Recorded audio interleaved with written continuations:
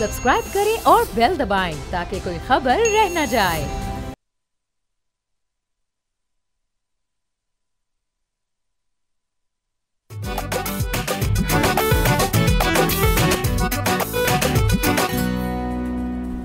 अस्सलाम वालेकुम, बोलो जनाब में बहुत बहुत खुश आमदीद। मैं हूँ असद नज़ामी, मेरे साथ हैं अली आफ्ताब। सर क्या हाल है? सर बहुत अच्छा हाल है और मैं इंतज़ार कर रहा था, ख़बरें पढ़ रहा था, सुन रहा था और बड़ी खुशाइन बात है आज लाहौर बार एसोसिएशन का इलेक्शन था और उसका फ़ैसला आने के बाद भी अभी तक कोई ऐसी ख़बर नहीं आई कि वहाँ पर वकला ने कोई हवाई फायरिंग की हो। तो ये एक बहुत ज़बरदस्त बात है। सर ये इतनी ज़बरदस्त बात है क्योंकि मुझे याद है आपने मुझे एक वीडियो भेजी थी कि आई थिंक जो सिंध बार के जो इलेक्शंस अभी कुछ देर पहले हुए थे उसके अंदर जो एक कैंडिडेट की वेल विशर थी, वो ख़ातून जो थी, वो जो जीते हुए कैंडिडेट थे, आमिर नाम था उनका, शायद आमिर साहब जो थे, उनकी उस खुशी के अंदर उन्होंने जो मोज़र उठा के हवाई फायर 2-4 मारे। तो वो मुझे भी लगी वो, लेकिन उसका एंगल था विमेन एम्पावरमेंट और इसका एंगल जो है वो है बेसिकली आप कह रही हैं पीस है। इस दफ़ा ये चीज़ें नहीं हुई, बिल्कुल नहीं हुई और हमें इस पे इनकी तारीफ़ करनी चाहिए। सर बिल्कुल करनी चाहिए। आप गए हुए थे सर? जी, मैं सुबह 9 बजे से दोपहर 2 बजे तक वहीं था। सर आपने नाश्ता किया वहाँ पे मैंने नाश्ते किए नाश्ते किए सर, और आप देखें कि जितना हलवा पूड़ी का वेंडर बेहतरीन बार के इलेक्शंस में आता है ना, वो आपको कहीं और नहीं मिलेगा। मतलब आप देखें कि उसको अंदाज़ा होता है कि मेरे अगर हलवा पूड़ी ठीक ना हुए तो मेरे पे केस हो जाएगा। वाह। तो सर ये इसका मतलब आप कहीं ये तो नहीं कहना चाह रहे कि आपसे आगे तमाम जो इलेक्शंस के मामलात हैं वो हम वकला ओरिएंटेड कर दें, या आप कह रहे हैं उनके हवाले ही कर दें? थ्रेट होगी केसेस की तो तमाम वेंडर्स जो हैं वो बेहतरीन रहेंगे। बिल्कुल ऐसे ही है। वाह सर, चलें इसको सर हम प्रपोज नहीं कर रहे, बट आगे जाके क्या पता ऐसे ही हो जाए। यकीनन सर आगे चलते प्लीज़। सर आपको और तमाम मुल्क को, तब सब लोगों को बहुत बहुत मुबारक हो इस खबर की जो हम डिस्कस करने लगे हैं। Thank you sir. रेमिटेंसेस जो हैं हमारे मुल्क के अंदर एक बैकबोन कहा जाता है हमारी इकॉनमी का। हमने जो इतनी लेबर फोर्स जो है जो बाहर भेजी, जो लोग बाहर सेटल्ड हैं, वो ठीक ठाक पैसे जो हैं पाकिस्तान की इकॉनमी में इंजेक्ट करते हैं थ्रू रेमिटेंसेस, और ये एक इंटेग्रल पार्ट है हमारी तमाम बैलेंस शीट का, जिसको हम जब वो ज़्यादा हो जाए तो हम इसको ना सिर्फ नेशनल न्यूज़ बनती है बल्कि ये हमारे मुल्क के अंदर एक फ़ख्र की बात है कि जो लोग हमारे बाहर गए हैं वो यहाँ पैसे वापस भेज दें। तो ये बहुत अच्छी बात है। सो ये जो सर दिसंबर का महीना गुजरा है हमारा, उसके अंदर 3.1 बिलियन डॉलर की रेमिटेंसेज हुई हैं। अगर आप इसको एक ईयर ऑन ईयर, बल्कि पहले सॉरी मंथ ऑन मंथ देख लें तो नवंबर और दिसंबर में 6% का फ़र्क है, दिसंबर बीइंग हायर 6% ऑनवर्ड। और अगर आप देख लें ईयर ऑन ईयर तो 17.8% इंक्रीज़ आया इन रेमिटेंसेस। अब ये तो चले उसकी टेक्निकल, और पिछले साल दिसंबर से ये तकरीबन 23.5% का फ़र्क है। सो सारे इंडिकेटर्स अप हैं। अच्छा, जाहिर है इसको जब ये न्यूज़ साइकिल में ख़बर एंटर हुई तो इसको एक ही चीज़ से जोड़ा जाना था, और उसी चीज़ से जुड़ गई कि जो बानी पीटीआई इमरान खान साहब की एक सिविल नाफरमानी की एक कॉल थी। अब उसके अंदर भी इतनी क्लैरिटी नहीं है कि आया उन्होंने कॉल दे दी थी, कह दिया था कर दो ना कर दो, इस दिन से कर दो, बट उसकी इंडिकेशन इसी तरफ थी कि मेरे जो ओवरसीज़ वोटर्स हैं, जो फॉलोअर्स हैं, जो कि एक अच्छी तादाद में हैं बकौल उनके भी, और हमें नज़र भी आते हैं कि आपने अब अपने जो आपका प्रॉपर चैनल है, ग्रीन चैनल जो है आपका पैसे भेजने का, जो कि बैंकिंग चैनल है, उसके थ्रू पैसे नहीं भेजने। अब आपने जो हुंडी हवाला टाइप सिस्टम है उसके थ्रू भेजें, ताकि इसका जो फ़ायदा है वो हुकूमत को ना हो, और ये सिविल नाफरमानी की एक्सप्रेशन जो थी उनकी वो ये थी। तो वो तो नहीं हुआ सर। दिसंबर के अंदर रिकॉर्ड टूटे हैं, ये स्टेट बैंक के फिगर्स हैं। तो इसके ऊपर आज बात कर लेते हैं, और ज़ाहिर है ये एक ख़बर हमारी सियासी पहलू इख्तियार कर लेगी, लेकिन सर उसके अंदर फिर हम जो मुज़ाकरात हो रहे हैं, जो मामलात हो रहे हैं, जो राना सनाउल्लाह साहब का भी बयान था आज से कुछ दिन पहले, वो सारा कुछ हम कवर अप कर लेते हैं। देखिए बहुत अच्छी बात है, आपने शुरू में ही मुझे मुबारकबाद दी, आपको खैर मुबारक, तमाम मुल्क को मुबारक। लेकिन एक इसमें ऐसा पहलू है जो कि बड़ा ही अफसोसनाक है और मैं उसकी तरफ निशानदेही करना चाहता हूँ और ये कहना चाहता हूँ कि प्लीज़ थोड़ा सा एहतियात करें। देखिए, एक तो जाहिर है मतलब ये हमें कोई इतनी अच्छी नहीं लगी खान साहब की बात जब उन्होंने ये कहा कि जी मैं आपके ग्रीन चैनल से रुकवा दूंगा, क्योंकि ये हमें दो पहलू हैं इसके। एक तो ये कि जाहिर है मुल्क को नुकसान होगा और नतीजतन हमें नुकसान होगा।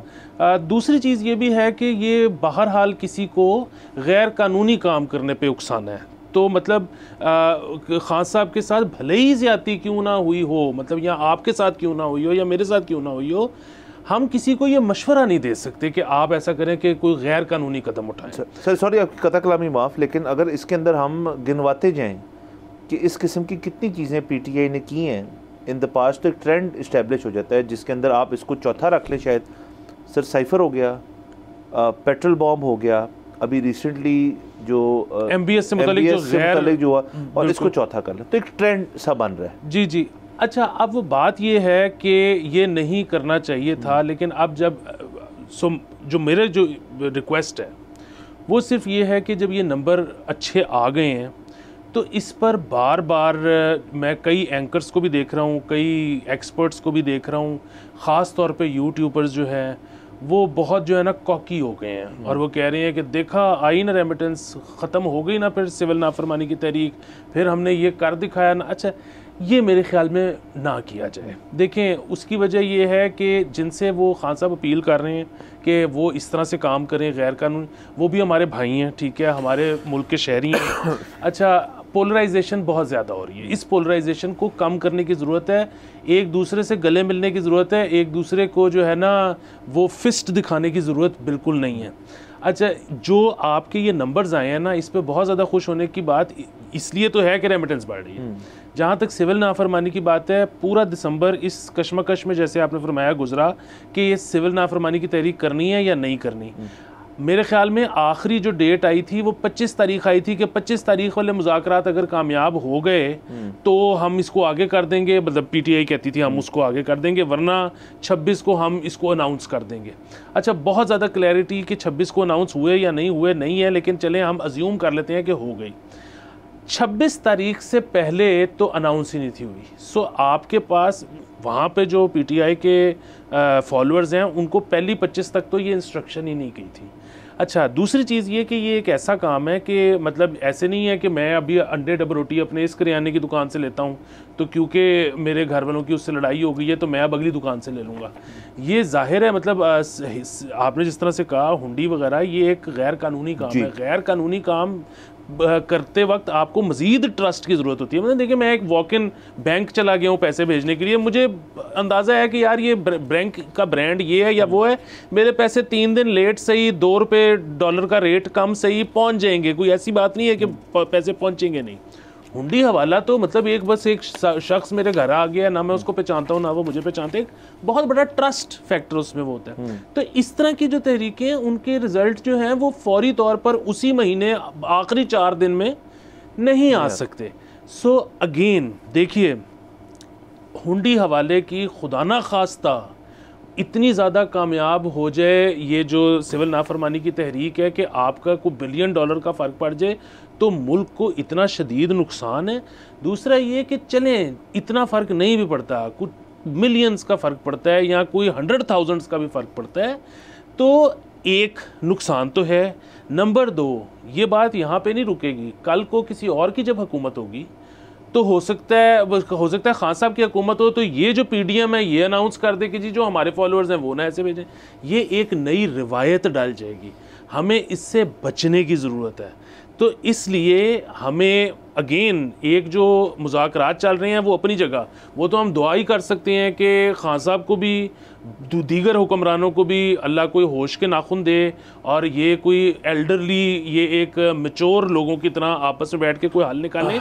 लेकिन जहाँ तक अवाम की बात है ना, इससे कता नज़र कि आप किसके सपोर्टर हैं, आप अगर हुकूमत के सपोर्टर हैं बड़ी अच्छी बात है, ये ख़बर आपके हक़ में जाती है। कॉकी होने की ज़रूरत नहीं है, फिस्ट दिखाने की ज़रूरत नहीं है, पीटीआई के फॉलोअर्स को जिच करने की ज़रूरत नहीं है। अफ़ाम तफ़हीम के साथ इवेंचुअली पाकिस्तान का भला होना चाहिए, पाकिस्तान के साथ कोई मज़ीद खिलवाड़ नहीं होना चाहिए। सर आप बिल्कुल ठीक कह रहे हैं, और एक आइडियल वर्ल्ड में यही तरीक़ेकार होना चाहिए, यही रुख इख्तियार करना चाहिए।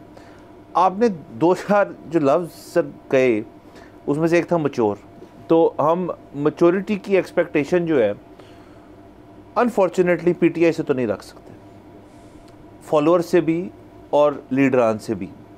मतलब देखें, पॉलिटिकल मैच्योरिटी जो है वो आपको ये सिखाती है या आपको ये कहती है, जो हमने देखा है कुछ लोगों को एक्सरसाइज करते हुए पार्लियामान के अंदर भी और पार्लियामान से बाहर भी, कि जी जो वो कर रहे हैं वो हम नहीं करेंगे। अब उसके अंदर बहुत कमी आ गई है, लेकिन माजी के अंदर ये चीज़ें हमने देखी हैं कि पार्लियामान में गुत्तम गुत्ता है और बाहर जाके दोस्त यार हैं, ताकि यार काम चलता रहे।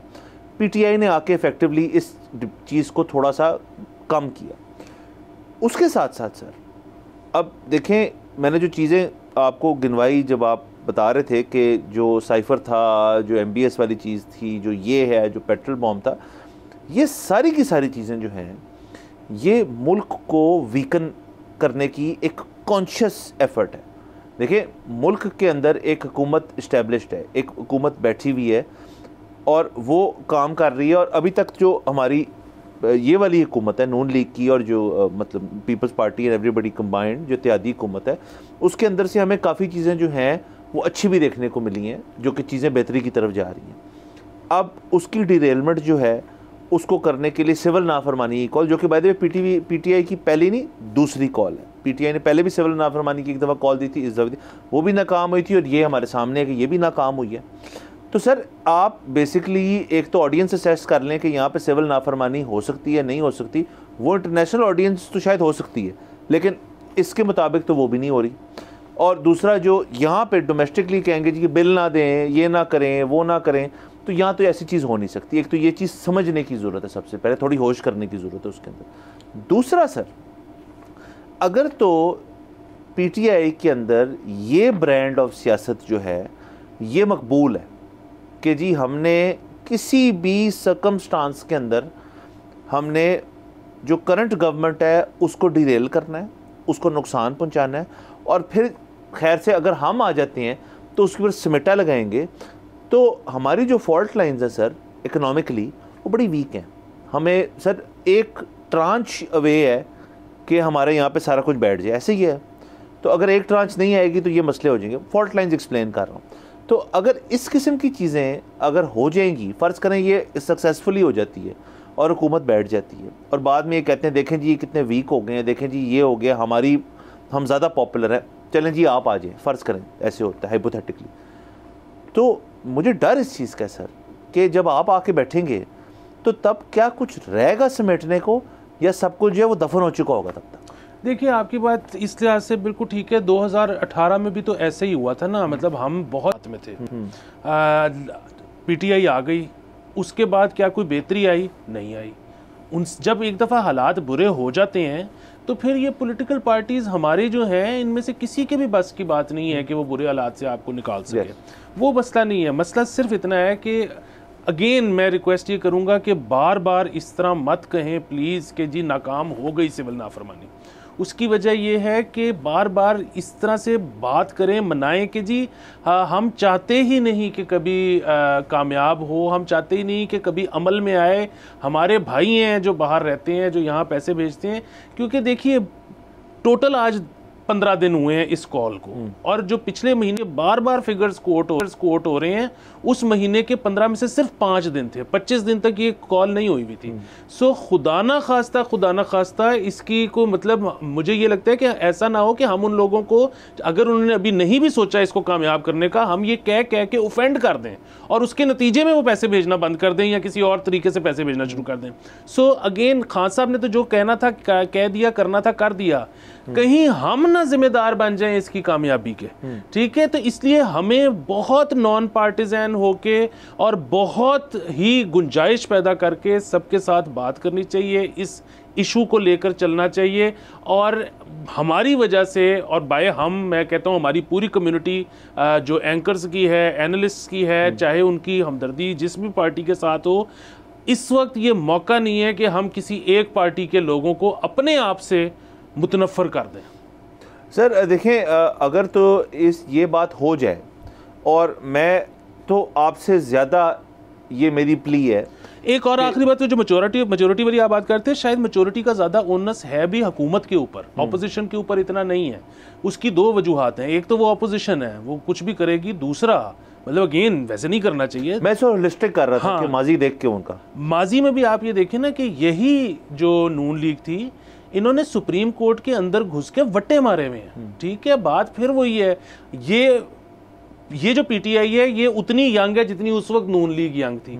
सो ये एक प्रोसेस है। The more things change the more they remain the same, circular चलता है। मेरा तो सर अपना ख्याल है, एंड अगेन जो पीटीआई के साथ अभी मामलात हो रही हैं, ये हमारा एक सियासी हिस्ट्री का एक हिस्सा भी है कि ये एक सिक्लिकल चीज़ होती है। और उसका ये नहीं कि सिर्फ पाकिस्तान की हद तक, वो और ममालिक में भी ऐसी किस्म की चीज़ें होती हैं। तो लेकिन उसके बाद जब आप आती हैं ना, it's what you do next, जो वो मैटर करती है। तो उनका व्हाट नेक्स्ट फेज चल रहा है, तो उसके अंदर आपकी बात से बिल्कुल ठीक है कि अगर आप सपोर्टर टू सपोर्टर एक दूसरे को बैठ के बात करें, इस चीज़ के अंदर डिबेट करें, दैट इज़ फाइन। ये जो है ना कि इनएबिलिटी कि यार मैंने उसके साथ नहीं बैठना और मैंने अपने साथ नहीं उसने मेरे साथ नहीं बैठना, उसके अंदर नुकसान ही नुकसान है। ये हुकूमती लेवल पे भी चल रहा है, अनफॉर्चुनेटली ये घरों के अंदर भी चल रहा है, एंड इसका कोई ना कोई हल निकलना पड़ेगा। लेकिन सर मुझे मसला होता है इस चीज़ के अंदर कि ये जब तक आपकी लीडरशिप इसको नहीं कहेगी ना कि यार ये करने में कोई मसला नहीं है, ख़ास तौर पे पीटीआई की, क्योंकि वो बड़ा सीरियसली लेते हैं जो कहा जाता है उनको लीडरशिप से। तो अगर तो वो इस चीज़ को सीरियसली ले जाएं तो आई थिंक उनके अंदर कैपेसिटी आ जाएगी, एंड सिमिलरली दूसरे वाले मेरे ख्याल में रिसेप्टिव होंगे। मेरा एक इसमें ख्याल ये भी है कि हम लीडर की बार बार बात करते हैं, शायद हमें लोगों पे कंसंट्रेट करने की ज़रूरत है। उसकी वजह यह है कि इस वक्त पीटीआई का आप देख रहे होंगे कि अक्सर लीडर की तरफ से लचक आ रही होती है, लेकिन उनकी जो सोशल मीडिया टीम है, उनके जो सोशल मीडिया के लोग हैं, वो इतना हाइप क्रिएट कर देते हैं। वो कहते हैं कि हमने तो ना लचक दिखाने देनी है, ना झुकने देना है, ना ये करने देना है, ना वो करने देना है। अच्छा, और पार्टी उनके प्रेशर की वजह से एक फिर सख्त स्टांस ले लेती है। सो अगर हम लोगों पे कंसंट्रेट करें, उनको समझाएं, उनको ये कहें कि आप लीडरशिप को ज़रा थोड़ी सी लचक दिखाने दें, तो शायद लीडरशिप की ज़िंदगी आसान हो जाए। सर बिल्कुल ये हो सकता है। अगेन उनके जो फॉलोअर्स हैं, अगर किसी दिन उनके ऊपर हम, वो जो यूट्यूबर्स हैं, उनके ऊपर किसी दिन और बैठ के हम एक तफसीली गुफ्तगू भी कर सकते हैं कि वहाँ जो मामला चल रहे हैं। बहरहाल यहाँ पे जाना है हमने ब्रेक के ऊपर। Let's take a break.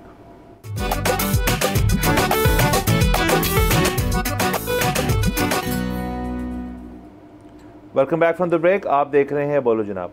Sir अब हमें जाना पड़ेगा सर केपी, और वहाँ पे सर रिकॉर्ड टूट रहे हैं। तो सर पार्लियामान की जो एक स्ट्रेंथ होती है उसके ऊपर भी ज़ाहिर है कुछ रूल्स एंड रेगुलेशंस हैं जिनके ऊपर आपको थोड़ा सा एडहियर करना पड़ता है तमाम असेंबली को, फेडरल और प्रोविंशियल।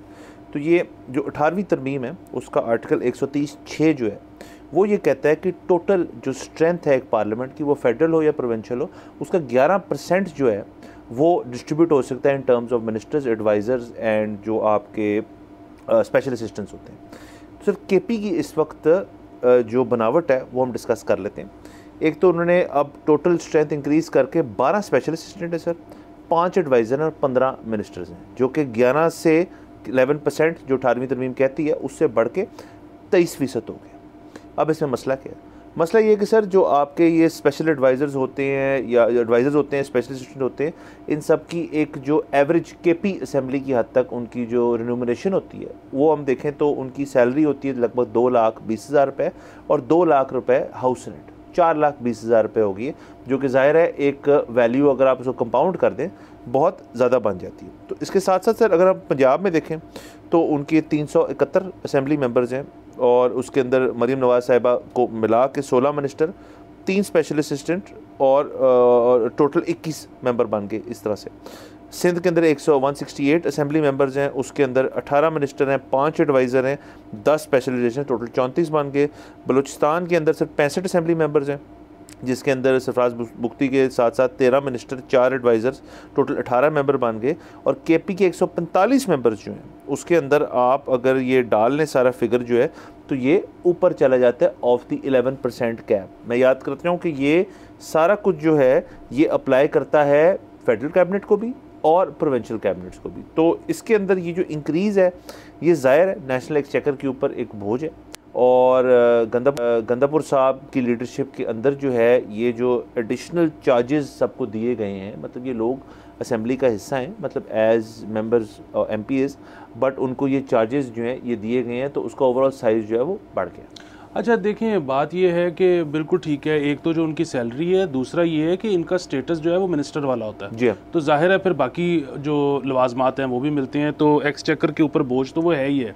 लेकिन देखिए अगर आप मुकाबला अगर कर रहे हैं ना पंजाब से, और आपको लग रहा है कि जी वो तो देखिए पंजाब तो बड़ा एफिशिएंटली वो कर रहा है, देखिए पंजाब और सेंटर एक है, ठीक है, सेंटर में जो कुछ हो रहा है पंजाब में तो क्योंकि actual power lies in Punjab, तो उसमें तो वो मज़ीद कंसोलिडेट करने के लिए वो तो कम से कम हमेशा आप देखें कि जब शहबाज शरीफ साहब भी इधर CM थे तो वो मिनिस्ट्रियाँ कम देते होते थे, ज़्यादा कुछ अपने पास रखते थे।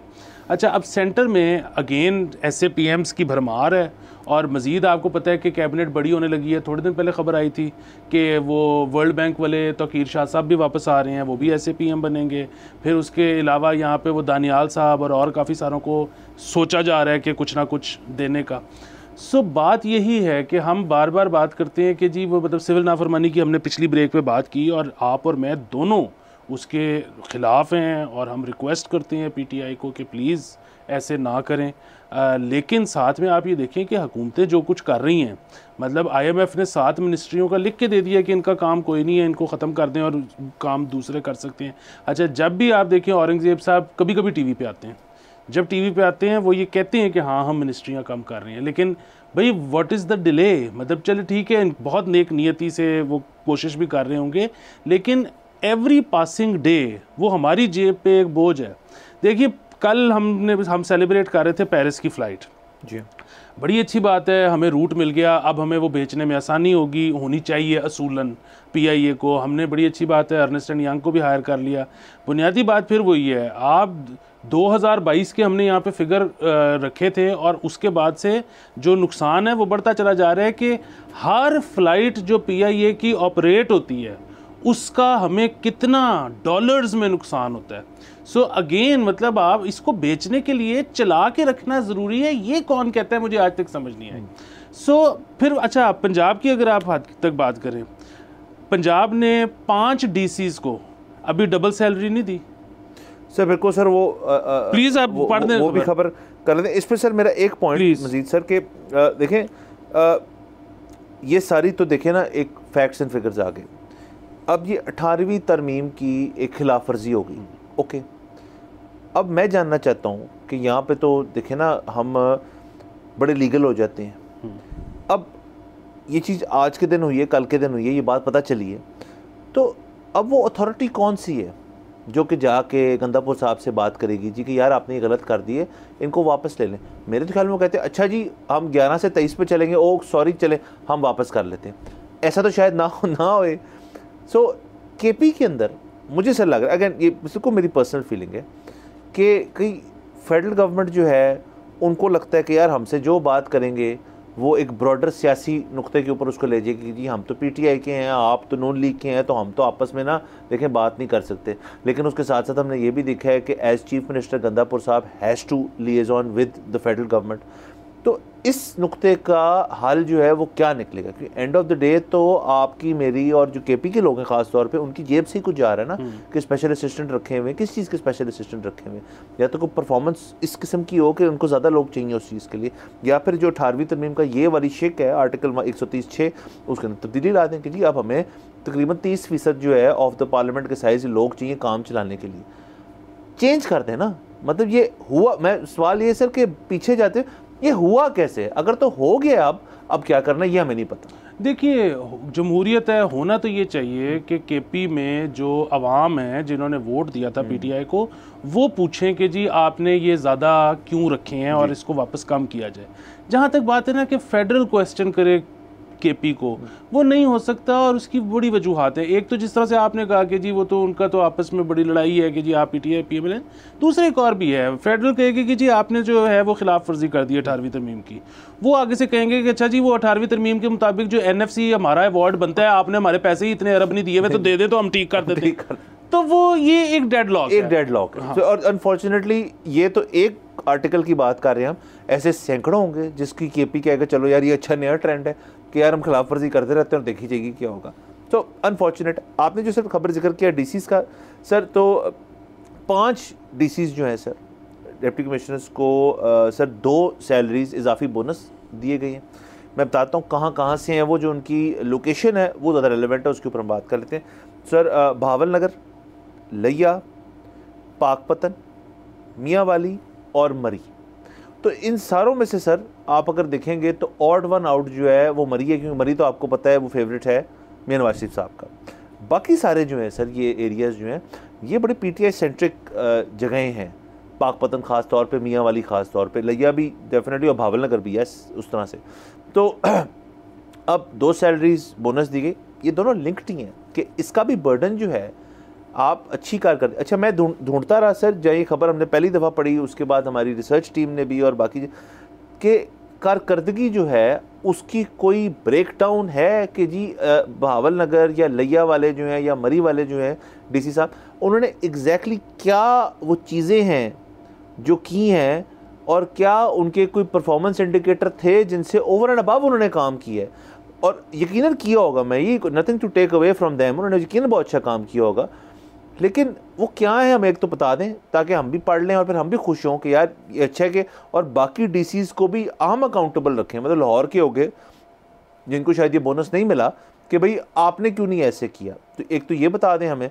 और दूसरा सर ये समझ आने की ज़रूरत है ऑडियंस को भी सबको कि एक शहर के अंदर वहाँ का जो डीसी होता है उसने पूरा वो सूबे भी नहीं चलाता, वो एक मुल्क भी नहीं चलाता, वो होता है जी उसने शहर चलाना होता है, तो बड़ी एक आपकी इमीडिएट अथॉरिटी होती है। बिल्कुल। देखें बात एक तो ये है कि दे वर डूइंग देयर जॉब, ये जो है ना कि उन्होंने बहुत अच्छा काम किया तो 2 salary.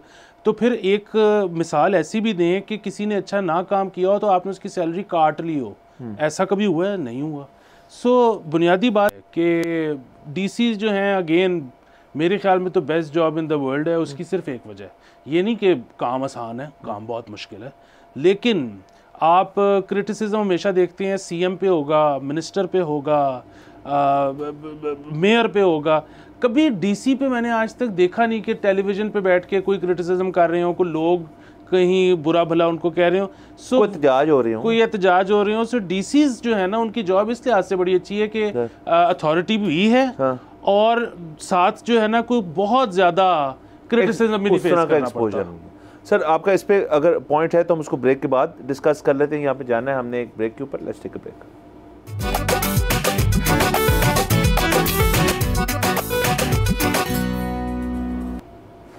Welcome back from the break. आप देख रहे हैं बोलो जनाब। सर अब सर हमें बात करनी पड़ेगी सर सिंध पुलिस के बारे में। तो सर सिंध पुलिस के एक ये अफसर हैं, राजा खालिद इनका नाम है। सोशल मीडिया पे कुछ दिनों से ये पिछला हफ्ता जो गुजरा है वायरल हुए हैं। इनकी एक वीडियो शाया हुई जिसमें वो एक प्राइवेट इवेंट देखने में लग रहा है और उसके अंदर ये एक कवाली हो रही है, कवाली टाइप सिचुएशन है, और उसमें जो राय साहब हैं वो वेल कर रहे हैं पैसे, इस तरह से जो एक चीज़ है जो होती है कवालियों पे और दीगर और जो मामलात होते हैं। तो उसके बाद से ये जब वायरल होते तो सिंध पुलिस ने इसके ऊपर एक इन्वेस्टिगेशन कॉल कर ली है कि बकौल उनके को लाखों रुपए की जो वेल है वहाँ पे की गई, ये जो कवाल थे उन पे, और ये ज़ाहिर है एसेट बियॉन्ड मींस, इनकम से ज़्यादा स्पेंडिंग आपने कैसे ये कर दिया, क्योंकि ज़ाहिर है ये जिस भी रैंक रखते हैं वहाँ पे, और हम इनकी कारकर्दगी कोई हम सवाल नहीं उठा रहे ना, हमें उसके बारे में ज़्यादा इल्म है, बट ज़ाहिर है अगर आप एक पब्लिक ऑफिस होल्ड करते हैं फिर आपकी तमाम ज़िंदगी जो है वो माइक्रोस्कोप में आ जाती है, ख़ास तौर के दौर में, जिससे मैं फंडामेंटली एग्री नहीं करता। मतलब क्योंकि ये कोई वर्दी में नहीं थे, ये प्राइवेट इवेंट पे अपने प्राइवेट क्लोथ्स में वहाँ पे एक फंक्शन एंजॉय कर रहे थे जिसके अंदर उन्होंने ये चीज़ की। बट आपको पता सर यहाँ इन्वेस्टिगेशन खुलते होते कोई टाइम तो लगता नहीं है, तो इन्वेस्टिगेशन खुल गई है, लेकिन ये जो चीज़ है जो हुई है इसको थोड़ा डिस्कस कर लेते हैं। ये जो आपने कहा कि कवाली और दीगर चीज़ों पे जो पैसे निछावर होते हैं, वेल, ये दीगर से आपकी क्या मुराद थी? आपने कौन से ऐसे इसके लिए मैं sir I will plead the fifth और सर मैं इसको ना वेल लेफ्ट करना चाहूँगा और मैं अपने बोलते बोलते ही सोच रहा था कि आपने ज़रूर सवाल करना है, तो इसको मैं वेल लेफ्ट कर रहा हूँ। बिल्कुल ठीक है। अरे सर वाकई मेरा भी ये ख्याल है कि मतलब वैसे जाहिर है हर सरकारी अफसर सियासतदान ये सब जो हैं इनका एसिड बियॉन्ड मीन्स वाला जो मामला है ये बड़ा सीरियस है, पूरी दुनिया में बहुत सीरियस है। सिर्फ पाकिस्तान एक ऐसा मुल्क है जहाँ पे इसको को ज़्यादा सीरियसली नहीं लिया जाता। मतलब यहाँ तो हमारे बहुत बड़े लीडर 3 दफ़ा के प्राइम मिनिस्टर मियां मोहम्मद नवाज शरीफ साहब का एक वीडियो भी है, इसमें अगेन वो एक प्राइवेट नशिस्त महफिल है, पता नहीं इस उन्होंने नियत से किया था कि नहीं किया था कि वो बाहर जाए, लेकिन जिन दिनों में वो केस चल रहा था और हम उस केस के मेरिट की बात नहीं कर रहे, जब उनको डिस्क्वालीफाई किया, वो ठीक किया गलत किया हम उसकी बात ही नहीं कर रहे, लेकिन उसमें उन्होंने एक दफ़ा कहा कि वो मुझे कहते हैं कि ये आपके जो है आपकी जो एसिड बियॉन्ड मीन है, भाई मेरे पैसे हैं तुम्हें क्या। ये एक यहाँ पे बड़ा लोग जो है वो कैजुअली कह देते हैं कि मेरे पैसे तुम्हें क्या, लेकिन बाकी पूरी दुनिया में तो मतलब आप यूएस में अगर आप किसी सरकारी ओहदे पे हो तो आप तो अपना बिजनेस के डिसीजंस नहीं ले सकते, आपको सरकारी ओहदा लेने से पहले अपना बिजनेस किसी और के हवाले करना पड़ता है और फिर आप वो चलाता है आपके बिहाफ पे। सो ये बड़ा ठीक है, लेकिन अब ये वेल एक ऐसा चीज़ है, एक तो ये कि अभी वैसे तो मेरे ख्याल में शायद कोई बहुत ज़्यादा जो है ना एस्थेटिकली अच्छी चीज़ नहीं है, मैं तो कहीं वेले होते देखता हूँ तो घबरा जाता हूँ। बाकी इसकी कानूनी नौयत भी हमें नहीं पता। हाँ, कानूनी तौर पे मेरे ख्याल में ये जुर्म नहीं है। अच्छा। क्योंकि अगर ये जुर्म होता तो सर हर तीसरी वीडियो जो है, हर शादी जो है वो इसके बगैर ख़त्म ही नहीं होती। तो एफबीआर के छापे पड़ जाते, एक तो एफबीआर के छापे पड़ जाते, वरना कोई पुलिस आ जाती। हमने कभी ये भी नहीं सुना कि ये वेलें हो रही थी, पुलिस आ गई, रिश्वत देनी पड़ गई, बंदा गिरफ्तार हो गया, हमने ऐसी कभी बात सुनी ही नहीं, यानी कि पुलिस इस पर रिस्पॉन्ड ही नहीं करती। ये एक आपका ट्रांजैक्शनल मामला होता है जिसमें वेल होती है और फिर वही लोग समेट लेते हैं उसको और वो उनकी एडिशनल एक इनकम बन जाती है। बिल्कुल। सो बात ये है कि जो इदारा है उसको चले ठीक है ये नज़र आ गया, लेकिन इसको रिफ्यूट करना बहुत आसान है। मतलब अगर ये इनकी मीन्स ठीक नहीं थे तो इदारे को ये इस वीडियो से पहले पता लग जाना चाहिए था या किसी और तरीके से उसको इन्वेस्टिगेट करना चाहिए था। मेरी नज़र में अगर वो ये कर रहे हैं उनका पूरा हक है, हम इसके ख़िलाफ़ नहीं है। मैं वैसे ही कह रहा हूँ कि ये तो एक इतनी आसान चीज़ है निकलने के लिए कि जी मुझे तो किसी ने दिए थे, मैंने तो अपने कज़न से लेके कर दिया, वो कॉपी लेके मैंने जिसकी पार्टी पे मैं गया था या जिसकी शादी पे मैं गया था उसने आउट ऑफ रिस्पेक्ट अपनी गड्डियां मुझे दे दी कि तुम लुटा दो। तो इसमें से निकलना बड़ा आसान होता है। बाकी ये है कि जाहिर है अगर कानूनी कार्रवाई हो रही है तो हम उसमें जो है अपनी दो राय देने वाले कोई भी नहीं होते, और होपफुली जो भी इसकी इन्वेस्टिगेशन है उसका ठीक नतीजा निकलेगा और जो निकलेगा हम उसको बता देंगे। सर बिल्कुल। और सर जाहिर है कि सर ये जो वेल हो रही थी ये कोई लच्छे वाले नोट तो थे नहीं, ये पैसे ही होंगे ना ऑब्वियसली। अच्छा, वैसे ये भी हो सकता है कि वो बाद में कहें कि वो तो नोट ही जाली थे, वो तो वैसे शुगल के लिए मतलब माहौल डालने के लिए कर लिया। अच्छा, दूसरा सर आपने जो ये इंटरनेशनल पर्सपेक्टिव इसमें डाले ये बड़ा इंटरेस्टिंग है। वो मुझे याद है कि कुछ ये जो ब्रिटिश MPs होते हैं इनको लंदन में फ्लैट शैट मिलते हैं और वो उनका पर्पस जो होता है वो इफ़ेक्टिवली होता है कि यार क्योंकि आप हर वीकेंड अपने लोकेलिटी में नहीं जा सकते, आपने पार्लियामेंट में जाना होता है, कुछ लोग they opt to stay there. तो एक केस ऐसा निकला था कि जी उन शख्स ने जितने डेज़ पार्लियामेंट का सेशन नहीं था या पार्लियामेंट में जाना ज़रूरी नहीं था उन्होंने तब भी ऑप्ट किया वहाँ रहने के लिए, तो उनको उस बेसिस पे भी पुरानी बात कर रिज़ाइन करना पड़ गया। तो मतलब बड़ी छोटी सी बात है। देखें, और इसके अलावा हमारे यहाँ तो तोशा खाना पहली दफ़ा खुला है और उसमें कोई शक नहीं कि मतलब ये तो अभी जो बानी PTI हैं उन पे तो वो चल ही रहा है केस, पिछले वालों पे केस नहीं है, लेकिन अब तो सबकी लिस्टें आ गई किसने क्या कुछ रखा था।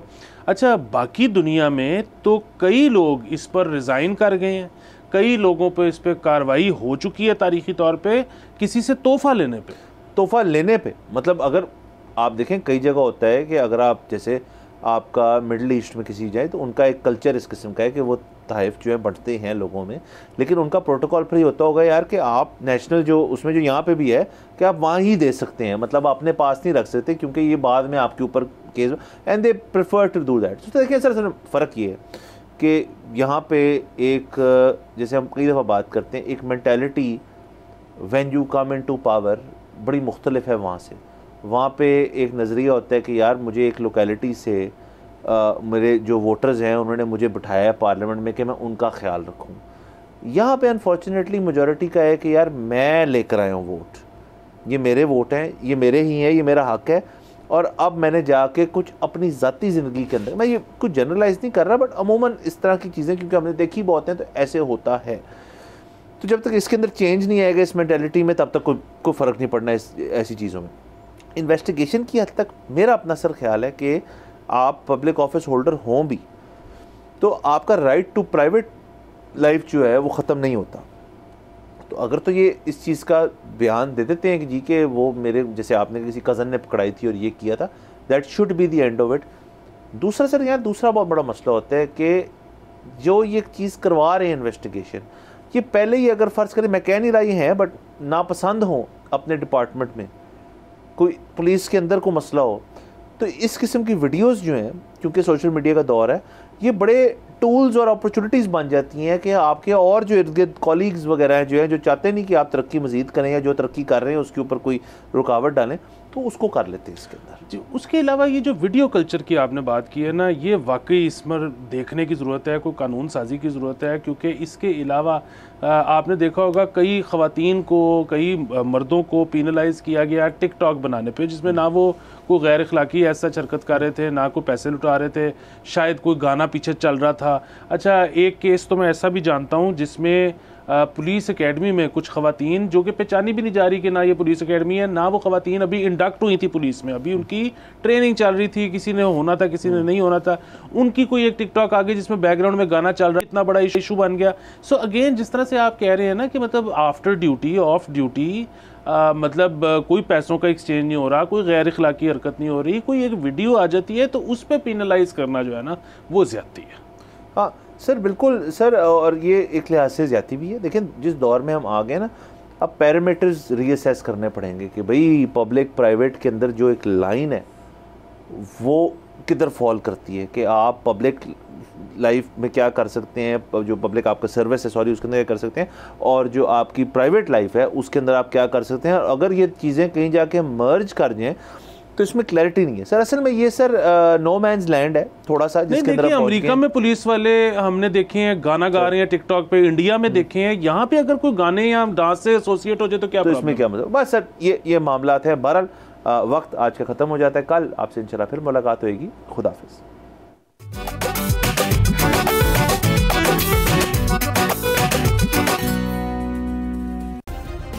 सब्सक्राइब करें और बेल दबाएं ताकि कोई खबर रह न जाए।